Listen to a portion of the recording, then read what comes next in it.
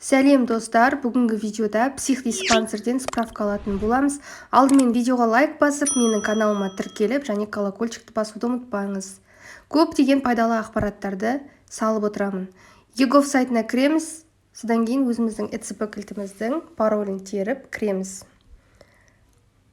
Бұны жалпы жұмысқа кіріп жатқан адамдардан көбінесе сұратады. Сол үшін көбісі алып та білмейді, сол үшін сіздерге пайдалы болсын деп салып жатырмын. Кіргеннен кейін осы жерден здравоохранение деген кнопканы басамыз. Басқаннан кейін показать все деп қарап аламыз. Осы жерден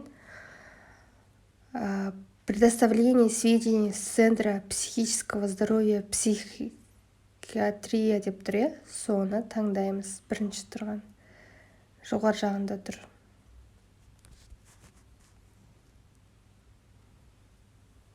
Таңдағаннан кейін запросить деп басамыз. Одан кейін кімге алайын деп тұрсыз дейді, соны на себя дегенді басамыз. Балаңызға да алуыңызға болады оны. Содан кейін үшінші шақта ECP кілтіміздің RSA деген кілтімен қол қоямыз. Подписімізді қойып, подтверждать етеміз.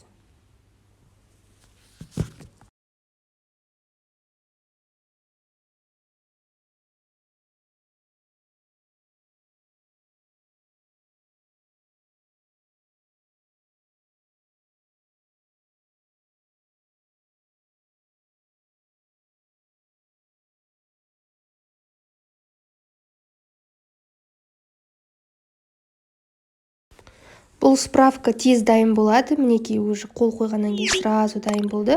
Менің каналыма тіркелуді ұмытпаңыз. Колокольчикті басып